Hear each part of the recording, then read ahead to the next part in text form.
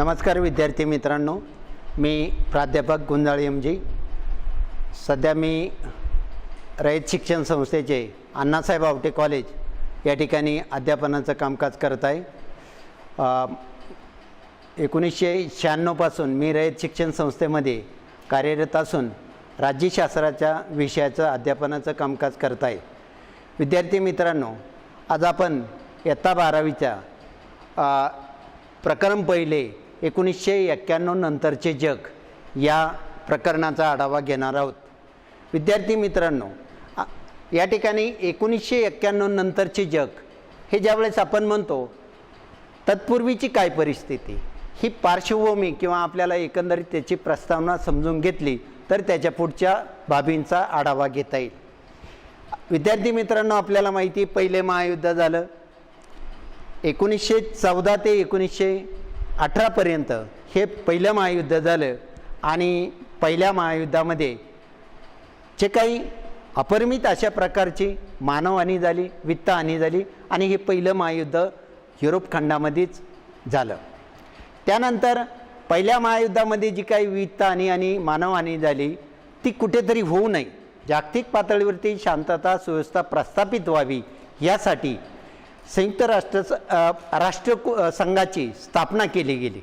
परंतु राष्ट्रसंघ या कालावधीमध्ये जागतिक पातळीवरती शांतता सुव्यवस्था निर्माण करण्यामध्ये अपयशी ठरला. कारण का, युरोप खंडातील जे काही संघर्ष होते ते संघर्ष थांबवण्यामध्ये राष्ट्रसंघाला अपयश आलं आणि लवकरच दुसरं महायुद्ध ओढवलं गेलं. 1939 ते 1945 या दरम्यान आपल्याला माहिती दुसरं महायुद्ध झालं. आता या दुसऱ्या महायुद्धाचे काय परिणाम झाले, दुसरं महायुद्ध का ओढवलं गेलं, तर पहिल्या महायुद्धामध्ये जी काही अपमानाची वागणूक दिलेली होती, मित्रराष्ट्र आणि अक्षराष्ट्र अशा प्रकारची एक विभागणी झालेली होती आणि सोडाच्या भावनेने अक्षराष्ट्रांनी मित्रराष्ट्रांच्या विरोधी युरोप खंडामध्ये वेळोवेळी अशा प्रकारचं राजकारण करण्याची भूमिका घेतली. त्यातून दुसरं महायुद्ध ओढवलं गेलं. मग त्यांची आक्रमकवादी भूमिका असेल, साम्राज्यवादी भूमिका असेल, या भूमिकेमुळे हिटलर मुसोलिनींची विचारप्रणाली असेल, या भूमिकेमुळे दुसरं महायुद्ध ओढवलं गेलं. या दुसऱ्या महायुद्धाचे काय परिणाम झाले, जनरली युरोप केंद्रित राजकारणाचा शेवट झाला. पहिलं महायुद्ध मित्रांनो आपल्याला माहिती आहे युरोप खंडामध्ये झालं, दुसरं महायुद्धसुद्धा युरोप खंडामध्येच झालं. म्हणजेच जागतिक पातळीवरती जी काही राजकारणाची जे काही केंद्रबिंदू होता हा एकमेव युरोप खंडच होता. आपल्याला माहिती आहे युरोप खंडामध्ये पहिल्यांदा औद्योगिक क्रांती झाली आणि या औद्योगिक क्रांतीच्या जोरावरती युरोप खंडातील मग फ्रेंच असेल, डच असेल, पोर्तुगीज असेल, ब्रिटिश असेल यांनी जगातील वेगवेगळ्या देशातील कानाकोपऱ्यामध्ये व्यापाराच्या निमित्तानं जाऊन आपापल्या वसाहती स्थापन केल्या आणि त्या ठिकाणी सत्ता स्थापन केली. म्हणजेच काय, युरोप खंडाने जगावरती राज्य करण्यास प्रयत्न केला आणि त्यातून युरोप केंद्रित राजकारण बनलं गेलं होतं. परंतु दुसऱ्या महायुद्धानंतर हे राजकारण बदललं गेलं. मित्रांनो, एक लक्षात घ्यायचं आहे, राजकारणामध्ये सातत्याने कोणीही कधी कायमचा मित्र नसतो किंवा कायमचा शत्रू पण नसतो.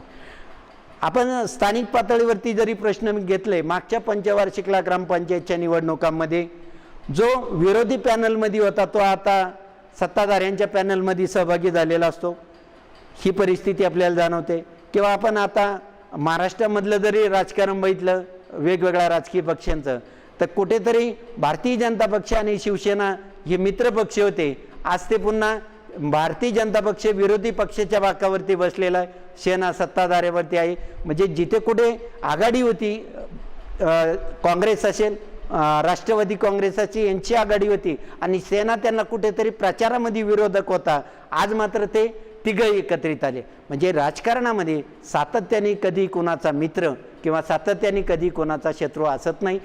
हे जसं आपण ग्राम पातळीवर पाहतो, स्टेट पातळीवर पाहतो, तसंच आंतरराष्ट्रीय राजकारणामध्ये सुद्धा अशा पद्धतीने एक देश दुसऱ्या देशाचा कधी मित्र होईल कधी शत्रू होईल याचं समीकरण सातत्याने बदलत असतं असं आपल्याला लक्षात येईल. त्यामुळे युरोप केंद्रित राजकारणाचा शेवट झाला. म्हणजेच काय, युरोपमध्ये जे काही युनायटेड किंगडम होता हा नेस्तनाबूत झाला मित्रांनो. त्यानंतर जर्मनी असेल, इटली असेल, फ्रान्स असेल, यांचासुद्धा पूर्णपणे पराभव झाला. आणि दुसऱ्या महायुद्धामध्ये आपल्याला माहिती आहे की यामध्ये 2 महासत्ता उदयास आल्या, त्या म्हणजे अमेरिका आणि सोव्हिएत युनियन. त्यामुळे युरोप केंद्रित जे काही राजकारण होतं त्याचा पाडाव झाला असं आपल्याला म्हणता येईल. त्यानंतर युरोपची विभागणी झाली.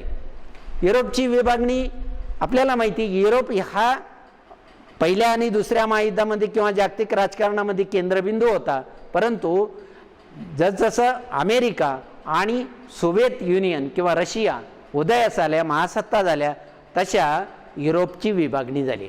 जो काही पूर्वेकडचा भाग होता, युरोप खंडातील पूर्वेकडचे जे देश होते ते सोव्हिएत युनियनच्या नेतृत्वाखाली म्हणजेच साम्यवादी विचारप्रणालीवर आधारित अशा प्रकारचे उदयास आले. तर पश्चिमेकडचे जे काही देश होते, मग ब्रिटन असेल, फ्रान्स असेल किंवा युरोप खंडातील पश्चिमे बाजूचे जे देश होते यांना एकत्रित घेऊन त्या ठिकाणी भांडवलशाही विचारप्रणाली रुजवणे आणि लोकशाही विचारप्रणालीचा त्या ठिकाणी शासन प्रणाली यांनी अशा प्रकारचं एक राजकारण आंतरराष्ट्रीय पातळीवरती अमेरिका आणि सोव्हिएत रशिया यांच्याकडून केलं गेलं. त्याचा परिणाम असा झाला की युरोपची 2 भागांमध्ये विभागणी झाली.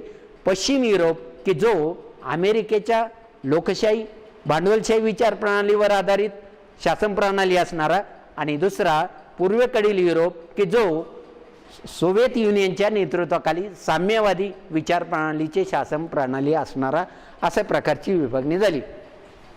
त्यानंतर आपल्याला विचारप्रणालींचे कार्य सांगता येईल.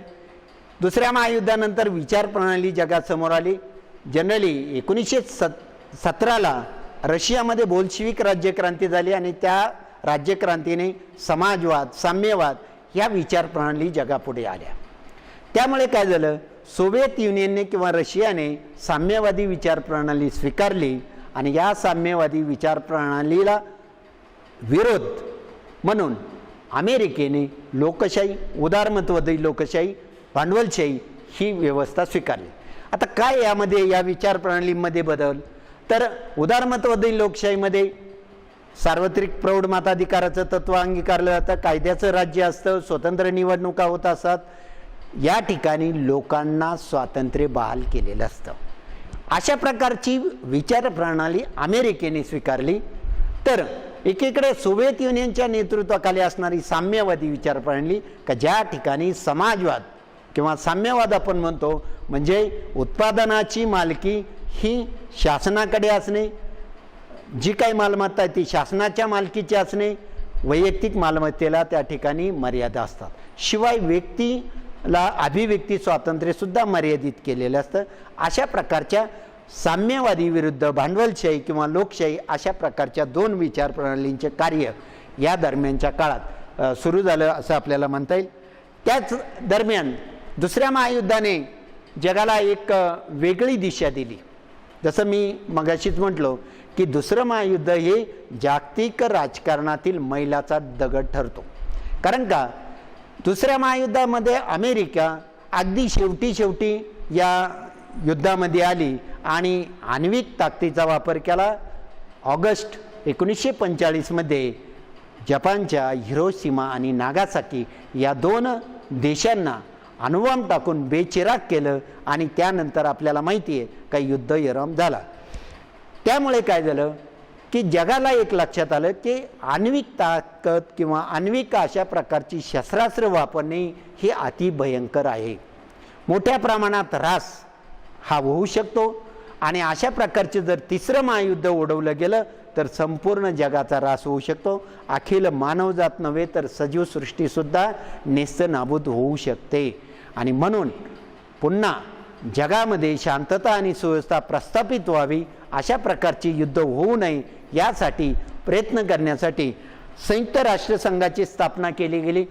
26 जून 1945ला सॅन फ्रान्सिस्को या ठिकाणी जगातील 25 देश की ज्यांना शांतता, सुव्यवस्था हवी आहे आणि जागतिक पातळीवरती सहकार्य करण्याची अपेक्षा आहे, अशा 51 देशांनी एकत्रित येऊन अशा प्रकारची संयुक्त राष्ट्रसंघाची स्थापना केली. त्यानंतर आशियाचा उदय झाला. विद्यार्थी मित्रांनो, तुम्हाला असं वाटेल की आशियाचा उदय झाला म्हणजे आशिया काही पुन्हा एखाद्या समुद्रातून वरती बेट आलं काय? अजिबात नाही. तर आशियाचं जे काही राजकारण होतं ते निग्जिबल किंवा नगण्य होतं. कारण आशिया आफ्रिका खंडातील जे देश होते ते संपूर्णपणे पारतंत्र्यात होते. मी तुम्हाला अगोदरच सांगितलं की युरोप खंडातील औद्योगिक क्रांतीनंतर देश व्यापाराच्या निमित्ताने बाहेर पडले आणि त्यांनी वसाहती स्थापन केल्या आणि आपले राज्य त्या ठिकाणी निर्माण केले. त्यामुळे आशिया आणि आफ्रिका खंडातील अनेक देश हे वसाहतवादामध्ये पिचलेले होते आणि त्यामुळे त्यांना स्वातंत्र्य नव्हते. परंतु दुसरे महायुद्ध झाले आणि अशा प्रकारे दुसऱ्या महायुद्धानंतर आशिया खंडातील आफ्रिका खंडातील अनेक देश नव्याने स्वतंत्र झाले. आपल्याला माहिती आहे भारताला सुद्धा 1947ला स्वातंत्र्य दिलं आणि त्यातून आपल्याला माहिती आहे आपली फाळणी होणं वगैरे. म्हणजेच काय, अशा पद्धतीने भारत असेल, चीन असेल, ह्या देशांना सुद्धा दुसऱ्या महायुद्धानंतर स्वातंत्र्य मिळालं म्हणून आशियाचा उदय असं आपल्याला म्हणता येईल. या दरम्यानच्या कालावधीमध्ये आपल्याला सांगते की दुसऱ्या महायुद्ध झाले. दुसऱ्या महायुद्धामध्ये अमेरिका ही लष्करी आणि तांत्रिकदृष्ट्या शस्त्रसंपन्न ठरली. परंतु आपल्याच मित्रगटामध्ये असून सुद्धा आपल्यापासून ही बाब अमेरिकेने लपून ठेवली. त्यामुळे सोव्हिएत युनियनने सुद्धा एक शस्त्रसंपन्न आणि तांत्रिक क्षेत्रात प्रगती करण्याचा प्रयत्न केला. त्यातून अमेरिका आणि सोव्हिएत युनियन यांच्यामध्ये तांत्रिक आणि लष्करी क्षेत्रामध्ये स्पर्धा सुरू झाली. ही अमेरिकेच्या आण्विक ताकदीला आव्हान देण्यासाठी रशियाने आटोकाट प्रयत्न केला आणि मित्रांनो 1949ला रशियाने सुद्धा अणुबॉम्ब तयार केला आणि अमेरिकेच्या आण्विक ताकदीला आव्हान दिलं असं आपल्याला म्हणता येईल. त्यातून काय झालं, शीतयुद्ध ओढवलं गेलं. मग शीतयुद्ध म्हणजे नेमकी काय, तर शीतयुद्ध म्हणजे प्रत्यक्ष युद्ध नाही परंतु ताणतणावाचं वातावरण असणे, संघर्षमय वातावरण असणे. म्हणजे दोन्ही देश समोरासमोर प्रत्यक्ष युद्ध करत नाही तर एकमेकांच्या विचारप्रणालीविरुद्ध एकमेकांच्या आघाडीमध्ये असणाऱ्या म्हणजे गटामध्ये असणाऱ्या देशांविरुद्ध कुरापती काढणे, त्यांची आर्थिक नाकेबंदी करणे किंवा वेगवेगळ्या मार्गाने त्यांचं संकुचन करणे, अशा प्रकारची परिस्थिती म्हणजे शीतयुद्ध वय. म्हणजे तणावपूर्ण वातावरण, संघर्षपूर्ण वातावरण परंतु प्रत्यक्ष युद्ध नाही. पण कधी युद्धाची ठिणगी पडेल याचा भरोसा नसणे म्हणजे शीतयुद्ध. थोडक्यात आजची परिस्थिती आपण विचारात घेऊया. कोरोनाच्या पार्श्वभूमीवरती आज आपल्याला माहिती आहे चीनमधून चीनच्या वुहान शहरातून कोरोनाचा प्रादुर्भाव झाला आणि त्याचा परिणाम अर्थात तो चीनना केला काय या खोलात आपल्याला जायचं नाही किंवा त्याची पुरावे आपल्यापर्यंत नाही. परंतु जागतिक पातळीवरती जर विचार केला तर आज आपल्या लक्षात येतं की कोरोनाच्या पार्श्वभूमीवरती आज चीन एकाकी पडलेला दिसतो. अमेरिका चीनवरती टीका करतोय, चीननं बाब लपवली. त्यामुळे अमेरिकेने बघा जे काही जागतिक आरोग्य संघटना आहे तिचा निधी गोठवला म्हणजे आर्थिक कोंडी करण्याचा प्रयत्न केला. दुसरी बाब आपल्याला काल परवा सांगता येईल की चीनी जे काही भांडवल होतं अमेरिकेच्या शेअर्स मार्केटमधलं त्या काही कंपन्या त्या रद्द करण्याचा प्रयत्न किंवा तसा निर्णय ट्रम्प यांनी घेतलेला आहे. म्हणजे त्या ठिकाणी सुद्धा चीनची आर्थिक नाकेबंदी करण्याचा प्रयत्न केलेला आहे. म्हणजेच वेगवेगळ्या मार्गाने किंवा काल परवा चीनला लष्करीदृष्ट्या आव्हान देण्यासाठी लेसर किरणांचा वापर करून अशा प्रकारचं शस्त्र संपन्न अशी अमेरिका बनलेली आहे. म्हणजे प्रत्यक्ष युद्ध नाही आज. आणि तरी आपल्याला माहिती आहे की आज भारताच्या सीमावर्ती भागावरती चीनकडून काही हालचाली होत आहेत किंवा अशा पद्धतीने चीनचे अध्यक्ष ते सुद्धा युद्धासाठी सज्ज राहायचं आव्हान देत आहे. म्हणजे हे काय प्रत्यक्ष युद्ध नाही आहे परंतु ही एक ताणतणावाची संघर्षाची जी परिस्थिती आहे अशा परिस्थितीला शीतयुद्ध असं म्हटलं जातं. मग शीतयुद्ध संघर्षाचे त्यावेळचे पैलू कोणते होते, राजकीय पैलू होते. जसं की मी तुम्हाला सांगितलं की राजकारण होतं. युरोप खंडातील प्रगत राष्ट्र आपल्या बाजूला कशी येईल, जगातील वेगवेगळे नवस्वतंत्र देश आपल्या बाजूला कशी येईल हा अमेरिकेने प्रयत्न केला, सोव्हिएत युनियनने प्रयत्न केला. अमेरिकेने अशा देशांना लोकशाही उदारमतवादी अशा प्रकारची एक विचार प्रणाली देऊन त्या ठिकाणी लोकशाही शासन व्यवस्था आणण्यासाठीचं राजकारण केलं. आपली विचारप्रणाली त्या ठिकाणी लादली गेली. जसं मी तुम्हाला सांगितलं की लोकशाही विचारप्रणाली असेल, त्याच पद्धतीने सोव्हिएत युनियनने सुद्धा तोच प्रयत्न केला की साम्यवादी विचारसरणी त्या ठिकाणी लादणे आणि साम्यवादी विचारप्रणालीवर आधारित जास्तीत जास्त राज्य आपल्या आधिपत्याखाली आणण्याचा प्रयत्न केला. आर्थिक बाबींचा त्या ठिकाणी वापर केला गेला.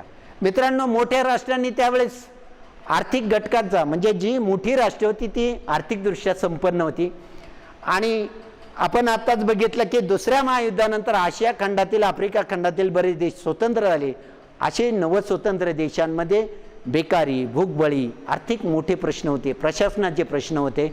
अशा देशांना मदतीची गरज होती आणि ह्याच संधीचा फायदा या दोन बड्या देशांनी घेतला आणि आर्थिक जोरावरती आपापल्या गटामध्ये ओढण्याचा, अमेरिकेने आपल्या गटामध्ये काही देशांना ओढण्याचा प्रयत्न केला, त्याचबरोबर सोव्हिएत युनियनने सुद्धा प्रयत्न केला आणि त्यामुळे आर्थिक ताकद वापरून, जसं आपण म्हणतो की राजकारणामध्ये साम दाम दंडभेद नीती वापरली होती, त्या पद्धतीने केवळ गल्लीतल्या किंवा दिल्लीतल्या राजकारणामध्ये ज्या बाबी वापरल्या जातात असं नाही, तर आंतरराष्ट्रीय राजकारणामध्ये सुद्धा या बाबींचा वापर मोठ्या प्रमाणात बड्या राष्ट्रांकडून झालेला आपल्याला पाहावयास मिळतो.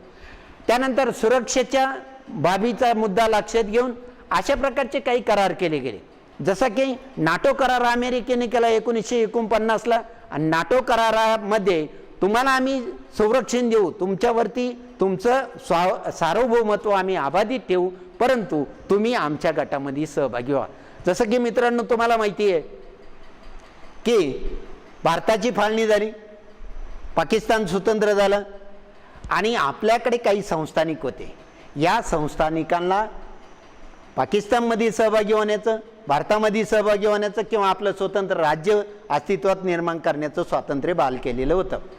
जम्मू काश्मीरचं मी या ठिकाणी उदाहरण देतो की जम्मू काश्मीर हा स्वतंत्र अशा प्रकार संस्थानिक होतं, परंतु ते भारतात विलीन व्हायचं की पाकिस्तानमध्ये विलीन व्हायचं या बाबतीत त्यांचा विचारविनिमय चालू असतानाच पाकिस्तानी सैन्य जम्मू काश्मीरमध्ये चालून आलं आणि त्यावेळचे त्यांचे जे काही राजा हरिश्चंद्र सिंग होते, त्यांनी भारताकडून सैन्यांची मागणी केली. परंतु त्यावेळेस भारताने असं सांगितलं की आम्ही तुम्हाला संरक्षण किंवा सैन्य देऊ शकत नाही. याचं कारण असं की तुम्ही आमचा भाग नाही आहे. जर तुम्ही भारतामध्ये विलीन झालात तर तो भारताचा भाग आहे आणि आम्ही संरक्षणासाठी म्हणून आक्रमण करू शकतो. म्हणजे सुरक्षा तुम्हाला पाहिजे असेल तर तुम्ही आमच्या गटामध्ये या. ही जी भूमिका होती ही जागतिक पातळीवरती अमेरिकेने सुद्धा तशाच पद्धतीने चालू ठेवली आणि जगातील जे काही नवस्वतंत्र देश होते, तुम्हाला आम्ही सुरक्षा देऊ, तुम्हाला आम्ही शस्त्र पुरवठा करू, परंतु तुम्ही आमच्या गटामध्ये सहभागी व्हा, तुम्ही आमच्या आघाडीमध्ये या. म्हणजे युती आणि आघाडी अशा प्रकारचं राजकारण झालं. मग अमेरिकेने 1949ला नाटोसारखा करार केला, सीएटो केला, सेंटो केला, अशा प्रकारचे करार वेळोवेळी केले गेले. त्याला प्रत्युत्तर म्हणून 1955ला सोव्हिएत युनियनने सुद्धा वारसासारखा करार केला गेला आणि पूर्व युरोपातील देश किंवा अशा पद्धतीने आशिया आफ्रिकातील 90 स्वतंत्र देशांना त्या वारसा कराराने एकत्रित बांधण्याचा प्रयत्न केला. अशा प्रकारे सुरक्षेच्या नावाखाली सुद्धा हे राजकारण केले गेले. त्यानंतर आपण पुढचा भाग पाहणार आहोत, तो म्हणजे शीतयुद्धातील पेच प्रसंग. त्यामध्ये आपल्याला बर्लिनची भिंत हा एक पेच प्रसंग त्या काळात घडलेला आहे. विद्यार्थी मित्रांनो, बर्लिनची भिंत हा एक शीतयुद्ध काळातील घडलेला पेच प्रसंग आहे. जर्मनीचा आपल्याला माहिती दुसऱ्या महायुद्धामध्ये पुरता पाडाव केला गेला आणि जर्मनीचं विभाजन केलं गेलं. मग आता याच्यामध्ये मित्रराष्ट्रांमध्ये जर्मनीचे विभाजन झालं. मित्रराष्ट्रांमध्ये कोण होता? अमेरिका होता, ब्रिटन होता, फ्रान्स होता आणि सोव्हिएत युनियन. त्यामुळे या ठिकाणी आपल्या लक्षात येतं फ्रान्सच्या या जर्मनीचं विभाजन अशा पद्धतीनं केलं, 4 भागांमध्ये विभागणी झाली.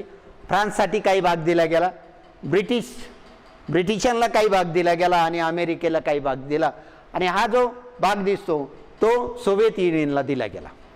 परंतु हे 1945च्या दरम्यान घडलं. परंतु त्यानंतर अमेरिका आणि सोव्हिएत युनियन यांच्यामध्ये जो काही संघर्ष तो वाढत गेला आणि सोव्हिएत युनियनचं मित्र राष्ट्रांशी बिघडत गेलं.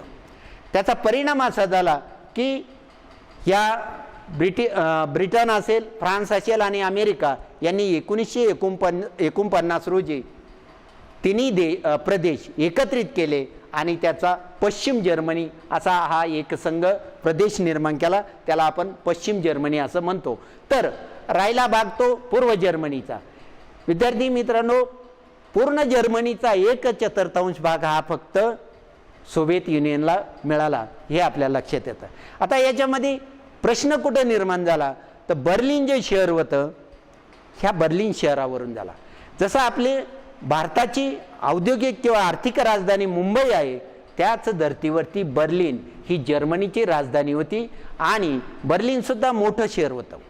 ह्या बर्लिनची सुद्धा विभागणी झाली. बर्लिन सुद्धा 4 भागांमध्ये विभागलं गेलं. परंतु बर्लिनचं लोकेशन जर बघितलं, स्थान जर बघितलं, पूर्ण बर्लिन हा पूर्व जर्मनीमध्ये येत होता आणि पूर्व जर्मनी हा सोव्हिएत युनियनच्या नेतृत्वाखाली होता. त्यामुळे बर्लिन हे पूर्ण शहर हे पूर्व जर्मनीमध्ये आले, म्हणजेच काय सोव्हिएत युनियनच्या साम्यवादी राजवटीमध्ये आले. परंतु बर्लिनमध्ये 1/4 भाग हा साम्यवादी, तर 3/4 भाग हा फ्रान्स, ब्रिटन आणि अमेरिका यांच्या नेतृत्वाखाली असणारा पश्चिम बर्लिन अशा प्रकारे त्या ठिकाणी विभागणी झाली. मग आता झालं काय तर पूर्व जर्मनीच्या तुलनेत पश्चिम जर्मनीमध्ये मोठ्या प्रमाणात विकास झाला. आपल्याला माहिती आहे की साम्यवादामध्ये वैयक्तिक मालमत्तेला स्थान नसतं, व्यक्ती स्वातंत्र्याला मर्यादा असतात, अभिव्यक्ती स्वातंत्र्य नसतं.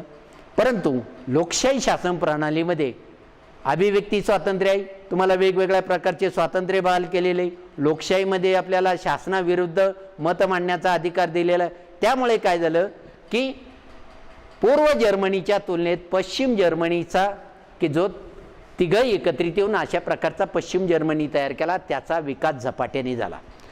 जसं की एका व्यक्तीने हातभार लावणे आणि त्याची प्रगती करणे आणि 3 व्यक्ती एकत्रित येऊन त्यांचा विकास घडवून आणणे याच्यामध्ये निश्चित बदल आहे. आणि त्यामुळे पूर्व जर्मनीच्या तुलनेत पश्चिम जर्मनीचा विकास झपाट्याने झाला. लोकशाही मूल्ये त्या ठिकाणी रुजली गेली. औद्योगिक आणि तांत्रिक क्षेत्रामध्ये सुद्धा पश्चिम जर्मनी ही विकास पावली.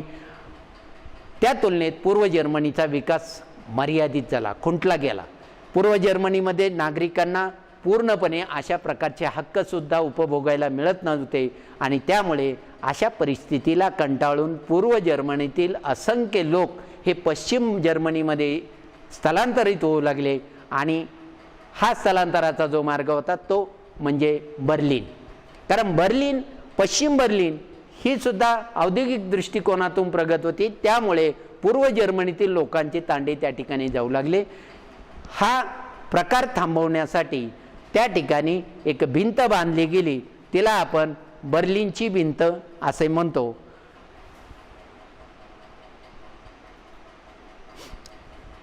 ही भिंत का बांधली गेली तर जो काही बर्लिन शहरातून जाणारा रस्ता होता, पूर्वेकडून जे लोकांचे तांडे जात होते पश्चिम जर्मनीमध्ये, ते थांबवण्यासाठी ही भिंत बांधली गेली. ही भिंत बांधण्यासाठी साधारणतः 1961 साल या सोव्हिएत युनियनला उजडलं गेलं आणि त्या पद्धतीने पूर्व जर्मनीतून जाणारे लोकांचे तांडे थांबवण्याचा प्रयत्न या ठिकाणी केला असं आपल्याला सांगतात. हे मुद्दाम होऊन या ठिकाणी मी का सांगतो तर 1991 नंतरचं जग ज्यावेळेस आपण पाहतो त्यावेळेस हे परिवर्तन झालेलं आहे. कारण ही जी भिंत आहे ही भिंत 1989ला नेस्त नाबूद केली आणि पूर्व जर्मनी आणि पश्चिम जर्मनी यांचं एकीकरण झालं. म्हणून या मुद्द्यांचा मला या ठिकाणी परामर्श घेणं अत्यंत महत्त्वाचं वाटलं, म्हणून या मुद्द्यांचा आढावा घेतलेला आहे. पुढचा जो पेच प्रसंग आहे तो म्हणजे क्युबातील क्षेपणास्त्र संघर्ष. घ्या पुढं. या ठिकाणी आपल्याला सांगता येईल क्युबा हे अमेरिकेपासून दूर असणारं एक सामुद्रिक बेट आहे. या क्युबामध्ये साम्यवादी विचारप्रणालीचं शासन असल्यामुळे या सामग्रिक आणि भौगोलिक दृष्टिकोनातून महत्त्वाच्या स्थानाचा विचार करून सोव्हिएत युनियनचे त्यावेळेचे अध्यक्ष निकिता क्रुश्चेव यांनी या संधीचा फायदा घेतला आणि क्युबामध्ये आपला क्षेपणास्त्र तळ निर्माण करण्याचा निर्णय घेतला. त्यामुळे काय होणार होतं, प्रत्यक्ष अमेरिकेतील काही शहरं प्रत्यक्ष लक्ष केले जाणार होते. उदाहरणार्थ न्यूयॉर्क असेल, वॉशिंग्टन असेल, अटलांटा असेल, शिकागो असेल, डेन्व्हर असेल, लॉस एंजिल्स असेल, अशा प्रकारच्या प्रामुख्याने महत्त्वाच्या आणि मोठ्या शहरांचं टार्गेट या रडारवरती होतं, क्युबातील क्षेपणास्त्र रडारवरती. विद्यार्थी मित्रांनो, आपल्याला माहिती आहे की अमेरिकेने फक्त जपानच्या 2च शहरांवरती अणुबॉम्बचा वर्षाव केला आणि त्याचे दुष्परिणाम आज तागायत भोगत आहोत. आणि अशा प्रकारचा जर सोव्हिएत युनियनने क्युबातून क्षेपणास्त्र प्रक्षेपण केलं आणि जर आपले एवढे सताट आणि अत्यंत महत्त्वाचे शहर जर बेचिराख होणार असेल तर अमेरिका आज तुम्हाला वाटतं का महासत्ता राहिला असता? अजिबात नसता. आणि म्हणून अमेरिका या ठिकाणी पूर्णपणे घाबरून गेला. शीतयुद्धामधला हा एक अत्यंत महत्त्वाचा प्रसंग होता की क्युबातील हे जे बेट आहे हे सोव्हिएत युनियनच्या दृष्टिकोनातून अत्यंत महत्त्वाचं ठरलं. जसं की मागचा व्हिडिओमध्ये मागच्या भागामध्ये आपण बघितलं की जर्मनी, पूर्व जर्मनीचं त्या ठिकाणी जे कच्चीकरण झालं किंवा त्या ठिकाणी विकास झाला नाही आणि पश्चिम जर्मनीचा विकास झाला, त्या ठिकाणी अमेरिका श्रेष्ठ ठरलेले आपल्याला पाहावयास मिळते. या ठिकाणी मात्र डाव पलटलेला दिसतो. सोव्हिएत युनियनच्या हातामध्ये या ठिकाणी बाजी आलेली आपल्याला पाहावयास मिळते. कारण क्युबा हे साम्यवादी शासन प्रणालीचं बेट असल्यामुळे त्याचा तो सोव्हिएत युनियनचा मित्र बनला आणि त्याचा फायदा त्यावेळच्या अध्यक्ष निकिता क्रुश्चेव यांनी घेतला आणि अशा प्रकारचा क्षेपणास्त्र तळ त्या ठिकाणी ठेवला आणि अमेरिकेतील अत्यंत महत्त्वाचे शहर टार्गेट करण्याचा प्रयत्न केला. त्यामुळे अमेरिकेला आता या ठिकाणी कुठेतरी शांतता हवी होती. जागतिक पातळीवरती सुद्धा प्रचंड भीतीचं वातावरण निर्माण झालं होतं. कारण का 1945 नंतर पहिल्यांदाच या क्षेत्रामध्ये, कारण अमेरिकेने सुद्धा अशा प्रकारचं क्युबाच्या सामग्रिक यंत्रणेवरती बंधनं आणण्याचा प्रयत्न केला. त्यामुळे प्रत्यक्ष 2 देश अशा पद्धतीने समोरासमोर आलेले होते आणि अशा प्रकारचं जर तिसरं महायुद्ध उडवलं गेलं तर संपूर्ण जगाचा विनाश होणार होता. कारण तिसरं महायुद्ध हे आण्विक युद्ध होणार होतं आणि आण्विक ताकद ही काय आहे ही जगाला माहीत झालेली होती. असा एक प्रसंग आपल्याला सांगता येईल. त्यामुळे या ठिकाणी अमेरिकेने माघार घेतली आणि वाटाघाटी करून सोव्हिएत युनियनने आपले लष्करी तळ किंवा क्षेपणास्त्र तळ त्या ठिकाणी हलवावा अशा प्रकारची एक त्याच्यावरती दबाव आणण्याचा प्रयत्न केला आणि सोव्हिएत युनियनने सुद्धा त्या पद्धतीने माघार घेतली. या ठिकाणी आपल्याला सांगता येईल की क्युबातील क्षेपणास्त्र प्रसंग असेल हा सुद्धा शीतयुद्ध काळातील एक अत्यंत महत्त्वाचा प्रसंग होता. त्यानंतर पुढची येते ती म्हणजे अलिप्तवादी संघटना. आता अलिप्तवादी संघटना का सांगायची आहे? या पार्श्वभूमीवरती आपल्याला अलिप्तवादी चळवळीची भूमिका विचारात घ्यावी लागेल. कारण का शीतयुद्ध कालावधीमध्ये एकीकडे अमेरिका, दुसरीकडे सोव्हिएत युनियन आणि 2 बलाढ्य महासत्ता आणि त्यांनी जगाचं 2 ध्रुवांमध्ये केलेली विभागणी. परंतु आपल्या अशा प्रकारचे 2 आघाडी किंवा युती तुल्यबळ होणे म्हणजे तिसरं महायुद्ध निश्चित होऊ शकतं. आणि म्हणून जागतिक पातळीवरती शांतता सुव्यवस्था असावी यासाठी जगातील जे काही नवस्वतंत्र देश होते अशा देशातील नेत्यांनी एकत्रित येऊन कोणत्याही सत्ता गटामध्ये सहभागी न होता आपण अलिप्त राहायचं आणि जो सत्ता गट आक्रमक पवित्रा घेईल त्याच्या विरुद्ध उभं राहायचं किंवा शांतता किंवा समझोत्याच्या पद्धतीने प्रश्न सोडवण्याचा प्रयत्न करणे आणि जागतिक पातळीवरती शांतता सुव्यवस्था प्रस्थापित करण्यासाठी प्रयत्न करण्याचा या ठिकाणी अलिप्तवादी संघटनेचा प्रयत्न होता. त्यामध्ये आपल्याला माहिती आहे भारत हा अलिप्तवादी संघटनेचा संस्थापक सदस्य होता. पंडित जवाहरलाल नेहरू यांना आंतरराष्ट्रीय शांतीदूत म्हणून म्हटलं जातं. इजिप्त असेल, इंडोनेशिया असेल, ह्या ठिकाणचे मार्शल टिटो असेल, नासेर असेल, ह्या नेत्यांनी एकत्रित येऊन अशा प्रकारची अलिप्तवादी चळवळ निर्माण केली. या अलिप्तवादी चळवळीने निश्चितच या 2 सत्ता गटातील सत्ता संतुलकाची भूमिका घेतली असं आपल्याला म्हणता येईल. कारण का की अशा पद्धतीने 2 सत्तांमध्ये जी काही विभागणी होती तिच्याऐवजी अलिप्तवादी ही सुद्धा एक तिसरी आघाडी झाली आणि या तिसऱ्या आघाडीचा सुद्धा विचार या दोन्ही सत्ता गटांना करावा लागला. भारत कोणत्याही सत्ता गटामध्ये सहभागी न झाला किंवा या गटातील काही देश या दोन्ही सत्ता गटामध्ये सहभागी न झाल्यामुळे जागतिक पातळीवरती शांतता सुव्यवस्था प्रस्थापित करण्यासाठी निश्चित या अलिप्तवादी चळवळीचा फायदा झाला असं आपल्याला म्हणता येईल. त्यामध्ये या अलिप्तवादी संघटनेची उद्दिष्टे काय होती तर कोणत्याही सत्ता गटामध्ये सहभागी न होणे, कारण कोणत्याही तरी सत्ता गटामध्ये सहभागी झाल्यास एकच सत्ता गट हा तुल्यबळ बनेल आणि पुन्हा त्याची हुकुमशाही वृत्ती निर्माण होऊ शकते, म्हणून कुठल्याही सत्ता गटामध्ये सहभागी न होणे. त्याचबरोबर लष्करी युतींना विरोध करणे, ज्या काही आता आपण बघितलं ग, नाटो असेल, सिटो असेल, सेंटो असेल, वारसा असेल, अशा प्रकारचे वेगवेगळे लष्करी करार केले गेले. त्या कराराच्या माध्यमातून जगातील नवस्वतंत्र देश जोडले गेले. अशा प्रकारच्या कुठल्याही लष्करी करारांमध्ये आपण सहभागी व्हायचं नाही. याबरोबर प्रत्येक देशाचं स्वतंत्र परराष्ट्र धोरण आखण्याचं स्वातंत्र्य आणि त्यांचं सार्वभौमत्व जपणे ही यामागची एक भूमिका होती असं आपल्याला सांगता येईल. त्यानंतर पुढचा भाग येतो तो म्हणजे रशियाचे किंवा सोव्हिएत युनियनचे विघटन. याच दरम्यान आपल्याला माहिती आहे की शीतयुद्धाचा संघर्ष चालू असतानाच एकीकडे साम्यवादी व्यवस्थेमध्ये मी आधी चर्चा केलेली आहे की लोकांना त्या ठिकाणी स्वातंत्र्य मर्यादित असतात, आर्थिक विकास कमी झालेला असतो आणि शासनाची हुकुमशाही वृत्तीसुद्धा त्या ठिकाणी बऱ्याच अंशी पाहावयास मिळते. त्यामुळे अशा प्रकारच्या परिस्थितीला सोव्हिएत युनियनमधली जी काही संघ राज्य होती तीसुद्धा कंटाळलेली होती. सोव्हिएत युनियनची आर्थिक परिस्थिती अत्यंत हलाखीची झालेली होती, आर्थिक गतीसुद्धा खुंटलेली होती. याच पार्श्वभूमीवरती जनतेला त्या ठिकाणी काही स्वातंत्र्यसुद्धा अपेक्षित होते आणि कुठेतरी परिवर्तन किंवा बदल असणं गरजेचं आहे. या धर्तीवरती 1985ला त्यावेळेस मिखाईल गोर्बाचोव हे सोव्हिएत युनियनमध्ये साम्यवादी पक्षाचे सरचिटणीस पदावरती आले आणि त्यांनी सोव्हिएत रशियाच्या परिवर्तनामध्ये हातभार लावण्याचा प्रयत्न केला. त्यांनी नवीन धोरणं आखली गेली. त्यामध्ये ग्लासनोस्ट आणि पेरिस्ट्रोइका अशा प्रकारचे 2 धोरणं आखली गेली. ग्लासनोस्ट म्हणजे काय, खुलेपणा किंवा अभिव्यक्ती स्वातंत्र्य, म्हणजेच काय, व्यक्तीला जे काही स्वातंत्र्य संकुचित केलेलं होतं ते स्वातंत्र्य देण्याचा प्रयत्न ग्लासनोस्ट या संकल्पनेतून मिखाईल गोर्बाचोव यांनी देण्याचा प्रयत्न केला. याच बरोबर पेरिस्ट्रोइका हे जे तत्व आणलं, या तत्वानुसार आर्थिक, सामाजिक आणि राजकीय परिवर्तन घडवून आणणे.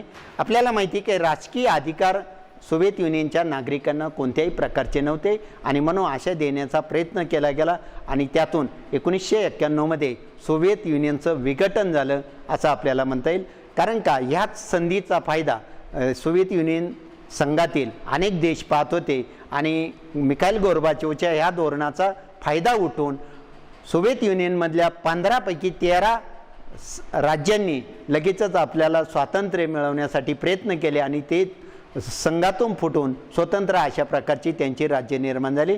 म्हणजेच आपल्याला सांगता येईल की 1991ला सोव्हिएत युनियनचं विघटन झालं आणि एकच एक महासत्ता जे की अमेरिका ही अस्तित्वात राहिली. आपल्या प्रकरणाचं नाव आहे 1991 नंतरचे जग. मित्रांनो, आपण आत्तापर्यंत ह्या घडामोडींचा आढावा का घेतला तर 1991 नंतरच्या ज्या काही राजकीय प्रक्रिया किंवा आंतरक्रिया झाल्या ह्या घडत असताना आपल्याला ही पार्श्वभूमी जाणून घेणं अत्यंत महत्त्वाचं होतं. पुढील व्हिडिओमध्ये आपण 1991 नंतरचं जग, त्यामध्ये त्या कालखंडाला शीतयुद्धोत्तर कालखंड असं म्हणता येईल. तर ह्या कालखंडाला आपल्याला शीतयुद्धकालीन कालखंड असं पण म्हणता येईल. हा शीतयुद्धोत्तर कालखंड हा पुढील व्हिडिओमध्ये आपण निश्चित बघू. धन्यवाद.